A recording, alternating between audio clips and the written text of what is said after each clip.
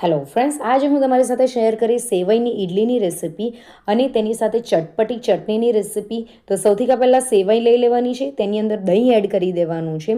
હવે vegetables add કરવાના છે, તો ચોપ કરેલા સિમલા, ચોપ કરેલો કાંદો, ગ્રેટ કરેલું ગાજર, કોથમીરના પાન, મીઠું, આદુ અને મરચાંની પેસ્ટ એડ કરવાની છે અને થોડું પાણી એડ કરીને બધું જ બરાબર મિક્સ કરીને 5 મિનિટ માટે રેસ્ટ આપવાનો છે. આ બાજુ ચટણી બનાવવાની છે. મિક્સર જારની અંદર લીલું નારિયેળ એડ કરી દેવાનું છે, દાળિયા એડ કરવાના છે, દાખડીની સાથે કોથમીર એડ કરી દેવાની છે, લીલું મરચું, મીઠું અને અહીંયા છાશ એડ કરી છે. છાશની જગ્યાએ તમે દહીંનો યુઝ કરી શકો છો અથવા તો પાણીનો યુઝ પણ કરી શકો છો.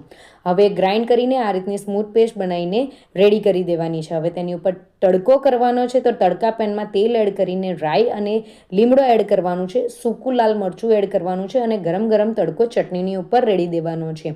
બધું જ બરાબર મિક્સ કરી દેવાનું છે. હવે તેને સાઈડ પર મૂકીએ. ઇડલી સ્ટેન્ડને આપણે તેલથી ગ્રીસ કરી દેવાની છે. હવે આ બાજુ આપણી જે બેટર હતું એ રેસ્ટ થઈ ગયું છે, તો હવે એની ઉપર તડકો કરવાનો છે. તો તેલ એડ કરવાનું છે. તેલની અંદર ચણાની દાળ, અડદની દાળ, રાઈ, જીરું અને લીમડો એડ કરવાનો છે, કાજુ એડ કરવાનું છે. બધું જ બરાબર સાંતળીને ગરમ ગરમ તડકો આપણે બેટરની ઉપર એડ કરી દેવાનો છે.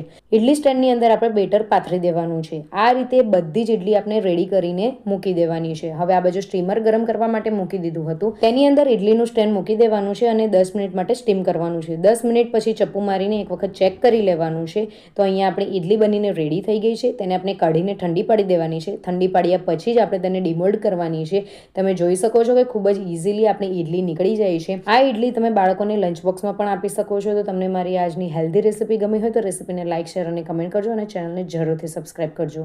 મળીએ એક નવી રેસિપી સાથે. Bye bye, enjoy.